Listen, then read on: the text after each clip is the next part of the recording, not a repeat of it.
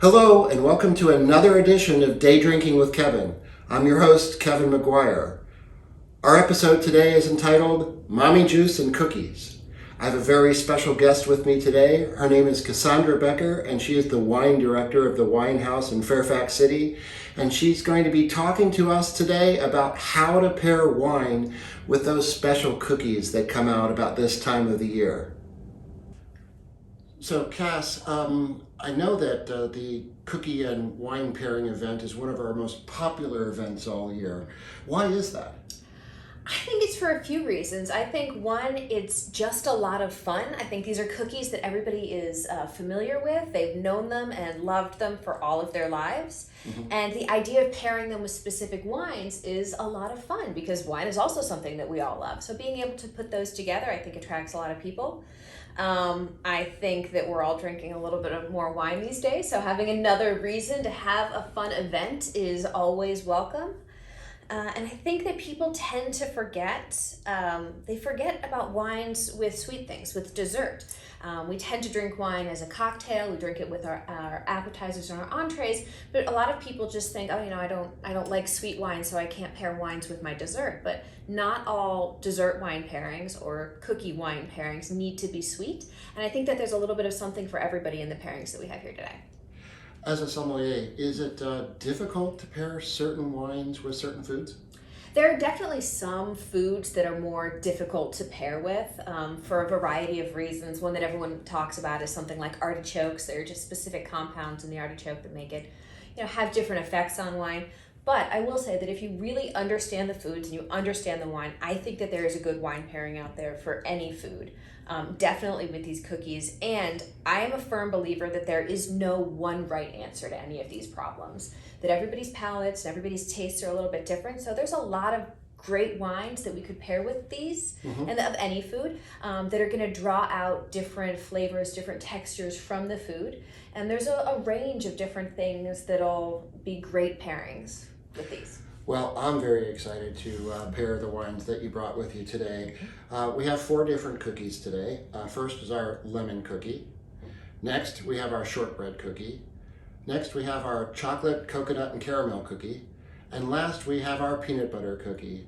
And why don't you tell us about the different wines that you brought to pair with all of these? Sure. So to go with our lemon cookie, our first wine is the Lucen Brothers Dr. L Sparkling Riesling from Mosel, Germany. To go with our shortbread cookie, we have the Joey Tensley Chardonnay from the Central Coast of California. With our coconut caramel cookie, we have the Clay Shannon Cabernet Sauvignon from California as well. And at the end there, with our peanut butter cookie, we have the Starry Night Zinfandel, and that's a lot of fun, that pairing. We'll talk about that in a bit. Yeah, that's amazing. I know a lot of times I try to get people to try German Rieslings, and they're always like, oh, they are too sweet. I just can't drink Rieslings. Are all Rieslings sweet like that? No. So I feel I'm in the same boat. I think people have a lot of preconceived notions about German Rieslings, and they're really not all correct. German Rieslings in particular have a very wide range of sweetness levels and styles. This one is in a style that we call Sekt, S-E-K-T, meaning that it is a sparkling wine. Mm-hmm. And this one is a little bit sweet. There is a decent amount of residual sugar in this, but German Rieslings go from absolutely completely bone dry up until Trockenbeerenauslese, which is extraordinarily sweet, more like a Sauterne would be. But we also have all of the sweetness levels in between. Mm-hmm. And so we go from these extraordinarily dry things, and I hate to have to say this to people, but dry doesn't mean what you think it means when written on a bottle of German Riesling. Mm-hmm. So for instance, this bottle says dry on the back. That actually means that it's a little bit sweet. If you see the word brut on a sparkling wine, that means it's drier. And they don't necessarily tell you what the sweetness level is, what the final sweetness level is on a German wine. Mm-hmm. I think that confuses a lot of people because you have to open it and try it, and then you find out, I was expecting this to be dry and it's sweet, or vice versa. So I understand that there's some confusion there. Unfortunately, there's no sort of overarching answer to that of how do you know. But there are some clues, things like alcohol level, and there's words on the labels like Cabinet or Auslese, which are going to give you indications of ripeness level, which are kind of correlated with sweetness level, but don't necessarily follow a linear path. I think that Rieslings are a very food-friendly wine. Absolutely. And they can pair with so many things. And I know you have a lot of Somm friends, as I do, and when you ask them about their favorite wines, it's not unusual for them to say a Riesling is one of their favorite wines. Champagne and Riesling, I feel like, and Pinot Noir, the three that you hear Somm say all the time. I feel like 90% of Somms would be in one of those three categories. Absolutely. Yeah, and it really is. They're fantastic wines to pair food with. They tend to be very crisp, very high alcohol, but with a nice round texture to them, because a lot of them, Mosel Rieslings in particular, have a lot of minerality to them. So it gives them this fantastic texture and these bright citrusy notes paired with all of this great minerality. Really gives you a whole range of options for pairings. Fantastic. Let's I need do to it. try some. So. Yeah. Fantastic. Thank you. So one thing you will notice about this wine is it is sparkling, but you're going to notice when I pour it, see how it kind of foams up at the top, almost like the head of a beer? That is a quick indication to us on how it's made. This is something that you're going to see much more commonly in a Charmat method wine, like a Prosecco or like this particular sparkling Riesling. Okay. It's just a slightly different way of making it. It's made in a tank. The secondary fermentation happens in a large pressurized tank, not in the individual bottle. And that has several effects on the flavor and on the texture of the wine. So we're not going to get all of the sort of yeasty, toasty, brioche notes out of this wine that we would expect out of a champagne or another traditional method sparkling wine. When it's done in a big tank like this, it really preserves the fruitiness and a lot more of the clean nature of the fruit, which for a wine like this is exactly what we're going for. And you'll see when we pair it with the cookie, you're going to get all of those really nice bright citrus notes paired with this nice big effervescence. So the lemon in the cookie and all of the butter and the sweetness is going to kind of be cut by this mildly sweet wine, and all of that effervescence is going to make you really ready for another bite. When you're doing a wine tasting with food, how do you recommend to people to do the tasting? So this is Kelly, I like to, and this is, everybody does a little differently. The first thing I always do is smell the wine. So, well, cheers, Kevin. Oh, cheers. So this is going to give me an idea of what's coming, of what's going to be, the profile of the wine. And you'll notice, normally I would give this a big swirl for the other wines, but this is an effervescent wine and I don't want to kill all the bubbles, so I'm not going to swirl it around too much yet. Okay. But right off the bat, I'm getting some of those citrus notes. I'm getting that nice lemony pop, a slight floral note to it. Now, I've got a kind of idea of what's in here. I'm going to take a sip of the wine. It's going to give me a real understanding of what's going on here. And then I'm going to take a bite of the cookie. Okay. And while I'm still eating the cookie, I'm going to take another sip of wine. Excellent.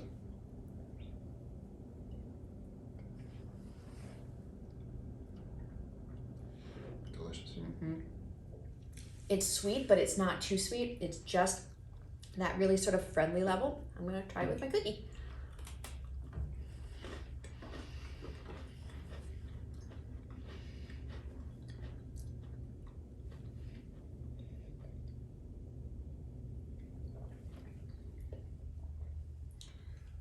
I already know this is going to be one of my favorite pairings. Because It's definitely been a favorite. yeah, it really just, they enhance each other so well, and all of a sudden it's not just the lemon in the cookie or not just the citrus in the wine, but they magically sing together, and wow, that is a great pairing. Yeah, and I really do love the effervescence in here, because this is a very sweet cookie to me. And if I were to have it all on my own, I don't think I would like it nearly as much, because it's so sweet. It's got that glaze on it, that powdered sugar, delicious glaze. But that's really sweet. And when you cut it with the effervescence and that really nice bright acidity in the wine, it balances it out, and the whole thing just feels bright and fresh and lemony deliciousness. Absolutely. Wow. Okay, if the other ones are as good as these, we're going to have a great I think we've got some great afternoon. pairings here today.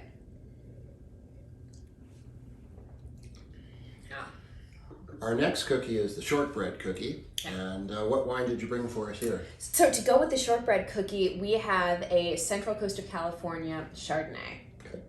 Now, the main notes in this shortbread cookie are going to be those really toasty, buttery notes. There's a lot of butter in this cookie, which is what makes it so delicious. But it is that all the flour and everything there gets toasted during the cooking process. So you get these slightly nutty profile to it. Okay. And so the wine, we really want wanted to enhance that really great buttery quality to it. So what better than a nice buttery California Chardonnay to do that? What makes the butter in a Chardonnay?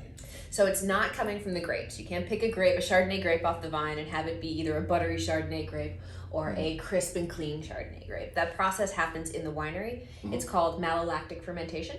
It is a secondary fermentation that happens alongside or after the alcoholic fermentation. So it's naturally occurring. If you don't want it to happen, you have to intentionally stop it. And it changes malic acid, which is the acid that you find in like a green apple, that really tart, bright note that you would get out of like a Granny Smith, gets chemically changed into lactic acid, which is what you find in dairy products, in butter and cream and things like that. And also it drastically reduces the acidity of the wine, because malic acid is much more acidic than lactic acid. So it's going to soften the wine out, and it's really going to bring out all of these sort of dairy notes. So sometimes it's going to come off as sweet cream, sometimes it's going to come off as melted butter, and then those really extreme cases you get what we call movie popcorn butter. That's this really, really buttery flavor that comes through. Okay. And how would you describe the buttery flavor of this particular wine? This is not excessively buttery. So this undergoes, most of the wine undergoes malolactic fermentation, but they hold some of it back, and that's really to maintain the acidity so that it doesn't get too flat. Well, sometimes when these wines undergo total malolactic fermentation, they get a little flat or flabby, and we really want to make sure that we have enough acidity left to make it still refreshing, make you want another sip. So this is what we call partial mallow. Okay. And our guests, they're going to have 4 open bottles of wine, and they will have eaten a bunch of cookies. What else could we pair this wine with, say if we were having dinner after this, to cut the sugar craze a little bit there? These wines tend to do really well with creamier sauces. So if you were having, say, a salmon with a beurre blanc sauce, with a buttery cream sauce, that would be great. Or scallops with a champagne cream sauce, something along those lines, that'll go well. Fettuccine Alfredo? I was thinking shrimp scampi beginning. Yes, absolutely. Absolutely. Yeah, so right off the bat, I'm getting some of those malic notes, some of those riper apple tones, but I'm also really getting that butter. It's not movie popcorn butter. It's not overwhelming, but it is definitely kind of that melted sweet cream, that melted butter in the kitchen kind of a nose. I love when my kitchen smells like that. Me too. So yeah, you definitely get those notes on the nose. We'll taste it, and then we'll do the same thing.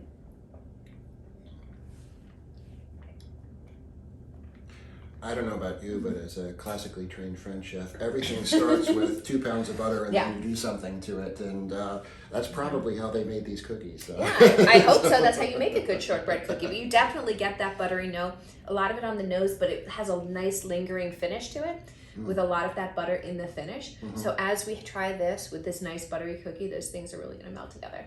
All right, can't wait. Let's do it.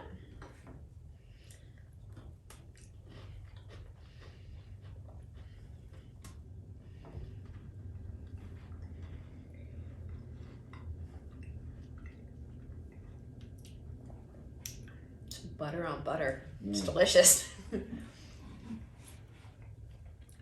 know, growing up, that was my least favorite cookie from this time of year. Really? And it was only because, well, let's face it, I love peanut butter and I love caramel, and For me, it's the mint ones. Yeah, I love the mint ones too. But having that cookie with this wine just makes it pop, and all of a sudden it's like those two things belong together. They're destined to be together. I will say the one thing about that cookie is it always felt really dry to me. I mean, a shortbread cookie should, but having it with this wine, not only does, rinse it down quite well, but there's enough brightness in the wine. There's still that acidity that's going to make it, make you salivate, make you ready for another bite and another sip.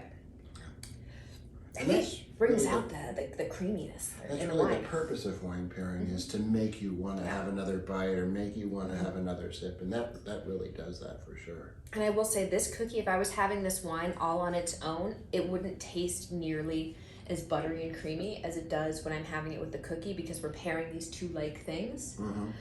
There's a couple sort of ways that you pair wine. There's a lot of ways that you pair wine, but sometimes we look for things that are going to be similar so that we can really emphasize, in this case, the buttery quality. Or you can do things that are going to contrast it, and it's going to highlight a specific note in a wine by contrasting it. Okay. We're going to get to that one a little later, which is very fun.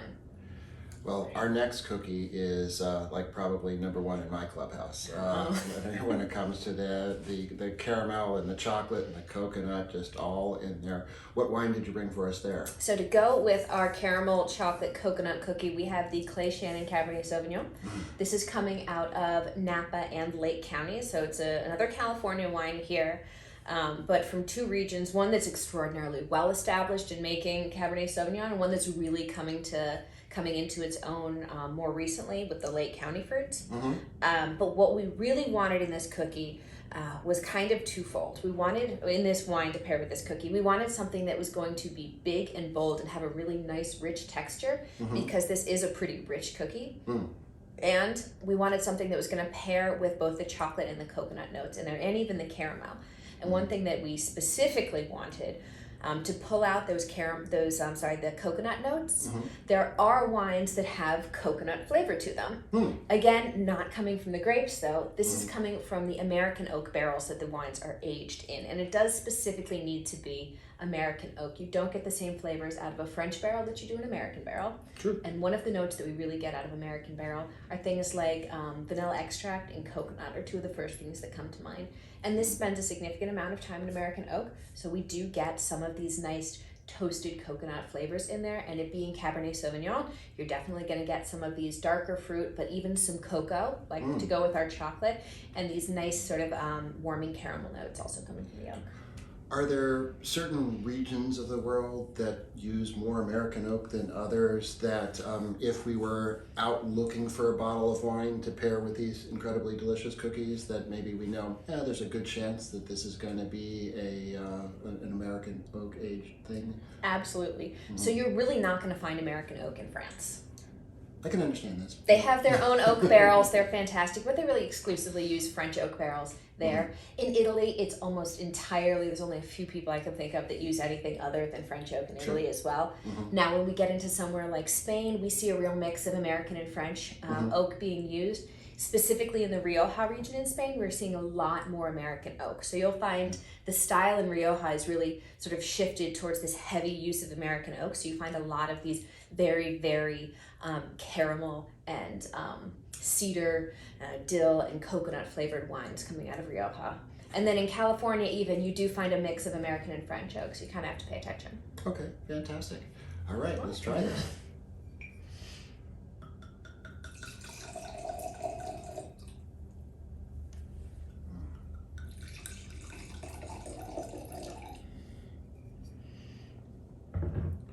I just love the nose on this wine. And here you can see for these ones that are still, I am swirling because you want to get a little bit more of the nose out of it.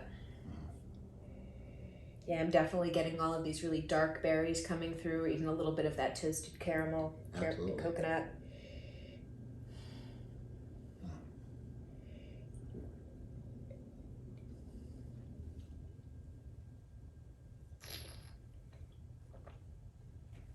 It's a big wine. Yes, if you like big wines, I highly recommend this one because, we are constantly having people come in to the restaurant that are saying, I want a big cab. Big and bold. That's it. That meets the bill right there. What other kinds of foods could we serve with this? Oh, this is a red meat wine. This is absolutely something that you could have with a steak, medium rare or even above. You could have this with stews.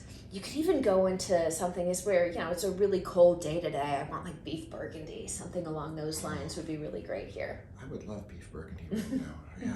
Even, I know there's sort of a big game coming up. This would be a good wine with chili.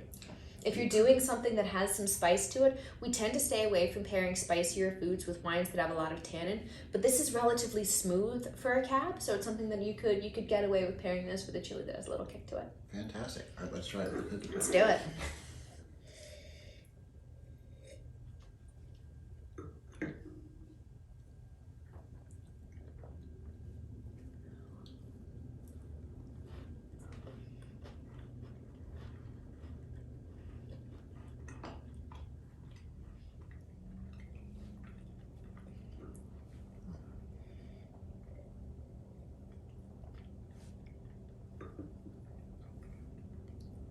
Wow. So I will say that coconut really pulls out the oak flavor in the wine to me. Absolutely. Brings that to the forefront. Whereas I would say if we were pairing this with like a blueberry tart, I'd probably get a lot more blueberry out of the wine. It's one of the really fun things about wine pairing. And you can actually do different things and have two different experiences with the same wine. Absolutely. And you have that with a big steak, you're going to have a third experience. Oh, yeah. It'd be delicious. Yeah, you're probably going to get a little bit more like tobacco and things like that out of it when you have it with the steak, a little bit more of the meatier profile. But here I am getting a little bit that kind of cocoa powder that is in this wine is coming out a little bit more too. Coconut is definitely one of those things that can be overwhelming in a dish. You put a little bit in and immediately everything tastes like coconut. Do you have to worry about that with certain wines? I'm guessing this cookie wouldn't go well with certain wines that maybe would be overpowered by the coconut. Absolutely. Like I wouldn't pair this with anything too light. I wouldn't do this cookie with like a Pinot Noir. I think that it would overpower it. Okay.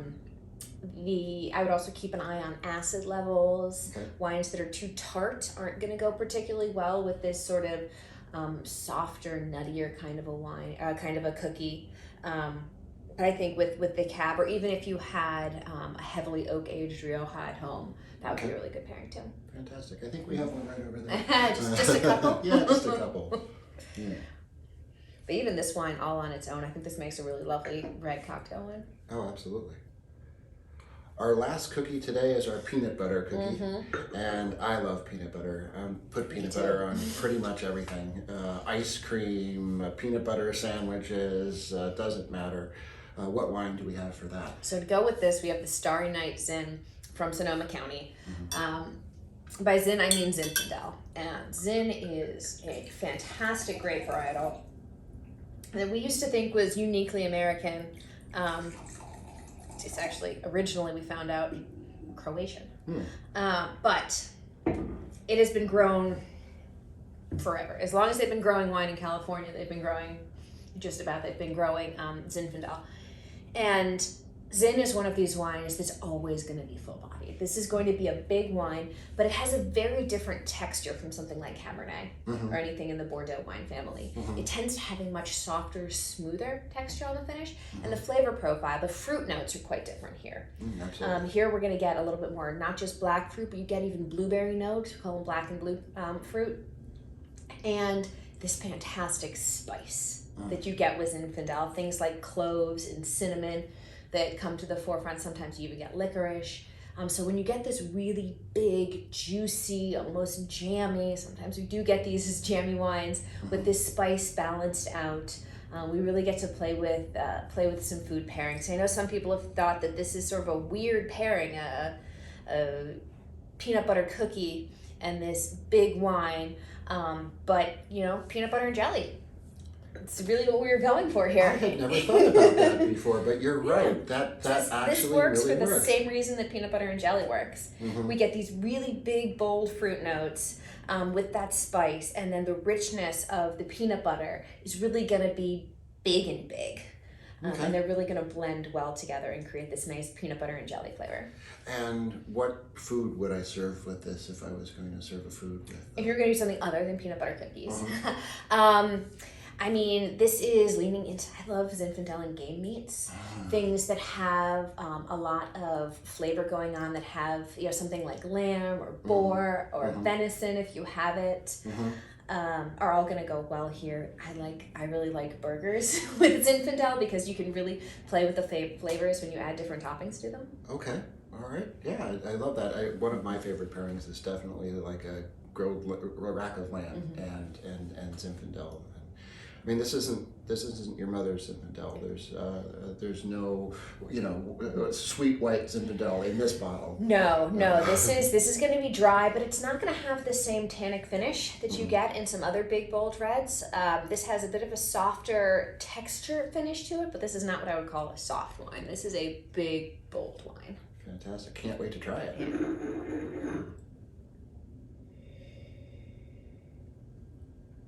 Yeah, right off the bat, I'm getting those spice notes along with that blueberry.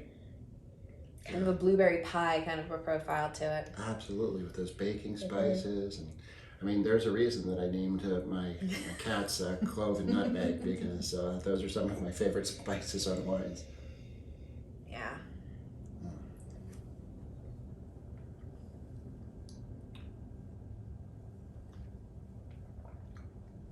It's a big, bold wine. It is.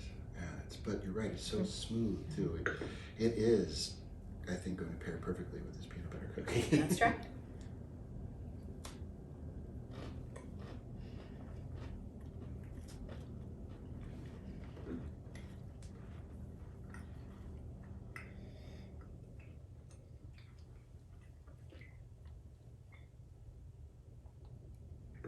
It's peanut butter and jelly. Wow. That brings me back to my childhood. So the cookies themselves are actually oatmeal cookies, and they have this nice sort of creamy nuttiness that I think really has the feeling toast to me. So you know, if you're like me, and I always like my peanut butter and jelly sandwiches toasted, Okay. that is just peanut butter and jelly all the way. It has that nice crunchy texture with that really sort of big, bold, dry wines. You get that juicy, but the wines, I should note, 3 of these 4 wines have been completely dry. That we're not really trying to pair like with like sweetness level. And there's sort of this rule of thumb that people say that the wine should always be sweeter than the food. I don't personally agree with that. I think that as long as you are pairing the wines properly in other ways, you can really go with different sweetness levels. And I think this being a really nice, dry, bold wine is fantastic with this sort of sweeter, richer kind of a cookie. Fantastic. Well, there you have it. We have successfully paired wines with those special little cookies that you get this time of year. If you have any questions, we would love to hear about them. Please give us a call or send us an email, and we would be happy to answer any questions you have. And you can always hit us up on Facebook. Until next time, cheers, guys. Cheers, Kevin. I hope you enjoyed our amazing episode today about how to pair wine with those special cookies that come out this time of year. I would appreciate it if you would give me a thumbs up on the YouTube channel and consider subscribing, because the more subscribers I have, the better. Also, please forward this link to friends and ask them to join Day Drinking with Kevin. Until next time, I say salute.